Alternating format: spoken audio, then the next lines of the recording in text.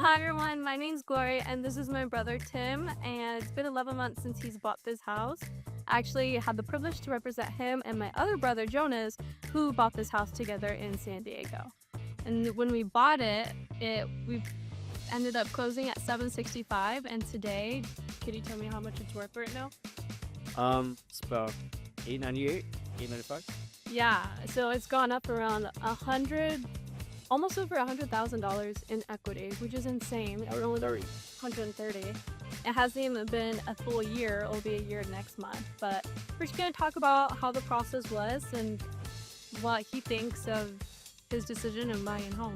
So Tim, I called him Timmy, but his name's Sid. And this is his dog Chase.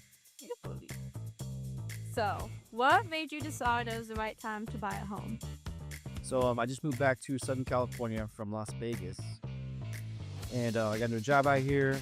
I was apartment searching, staying with Jonas, my brother, at his small pad.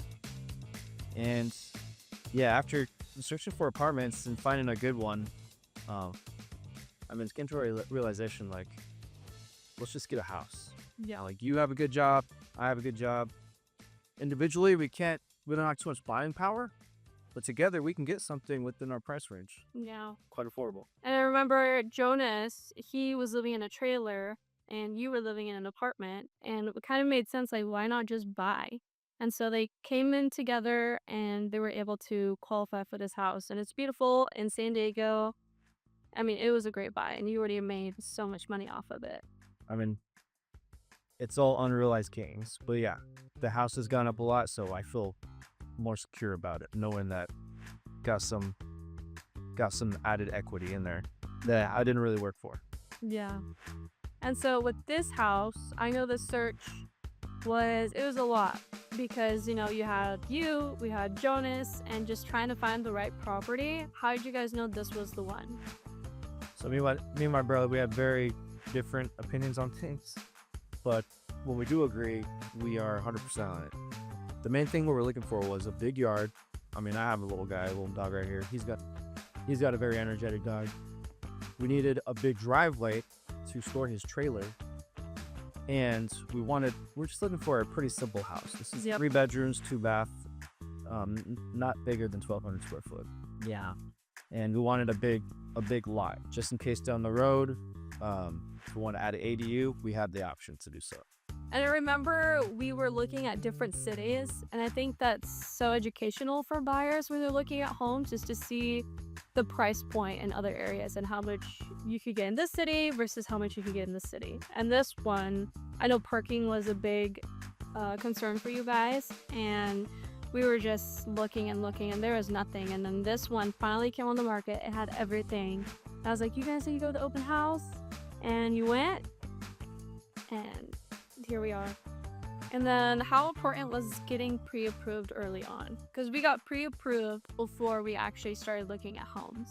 Yeah, the pre-approval process, I knew would be important, mostly for my brother to see what the numbers were, the figures. Yeah.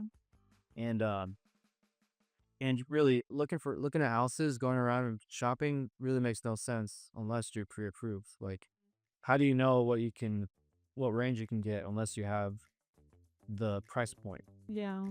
So it helped us stay controlled in, like, what we could go look at, because everyone's time is limited. You don't have time to go out and see all these expensive homes you can't afford. Yeah. So we wanted to get that out of the way early. I think we were approved up to 750. We were looking 650 to 750 originally. Yeah. This one was 765, a little bit over, but I mean, with both of us together, it was still good enough. Ooh. Now let's move towards advice for future buyers, because I know buying a home today, especially in California, it's really expensive. Well, it's just you don't know, and it's definitely a risk to some people, but in real estate, the numbers add up. It's just gonna keep going up, and it's like the safest thing to really invest in. Yeah, it'll keep going up long term. That's one point to get across. And that's something, Grandpa David has always told us. Real estate's a great investment, like, in the long run. Yeah. As long as you purchase something within your means that you can afford on a monthly basis, it's a very safe investment. Like, no one can predict like a crash or housing market boom when it's gonna end. Yeah. But one thing you know for sure is like usually after 10 years for sure is when Yeah. it's a no brainer. Like, wow, this was the best investment I ever made. So, what's one piece of advice you'd give to someone buying their first home? Um, I mean, proof what I said earlier. Another would be um the best piece of advice is just get pre-approved.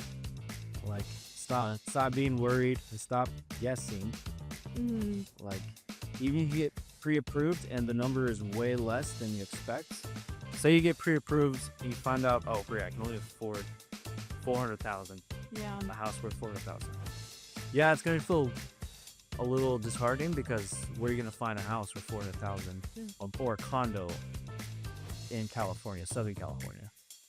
But it at least wakes you up. It makes you realize, hey, you know what? That's not too bad. That's where I'm starting. I either need to decrease my debt or increase my income or a little bit of both. Yeah. I think it gives people a goal and you need a starting point realistic start at, because it's okay if you only qualify for this set price. At least you know what to work towards to get what you want. And I know talking to a lender might sound intimidating, but they're really just there to help you and just guide you throughout the way. Yeah, real estate, it's all numbers more than anything. It's all logic.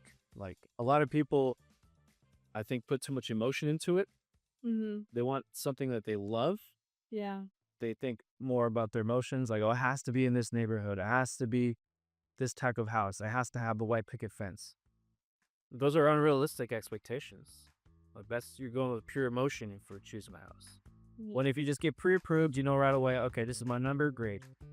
Okay, I got to scratch out that neighborhood, or maybe I got to scratch out that size of a house. It just puts you in a peaceful mode of like, okay, this is what I can do. Yeah. Now, I'm excited to hear your answer because I was your agent. How did working with a real estate agent help you through the process? Oh, it was great. I mean, you do all the groundwork for us. You go back and forth with the other agent, the lender. Yeah, I think it's really important to choose an agent that you trust, someone that has it's good that they have good experience, or at least like a good team that has the experience, because you're gonna come across stuff that you weren't expecting at all. Like, I didn't know what to expect buying this house. Yeah. There's a lot of stuff that I didn't have the answer for. Mm-hmm. So it's nice to have an agent to take care of all that stuff for you. Yeah. And that's the nice thing. Last year was my first year in real estate, and I work with a really great real brokerage, and I had a team lead and a whole team behind me to help you guys with this transaction. And we were able to negotiate for them to pay for the termite inspection. We got some credits back. That saved us a good chunk of change. Yeah, and we got them to even accept your offer because last year the market was hot. Anything that was in the market, it was just getting overbid.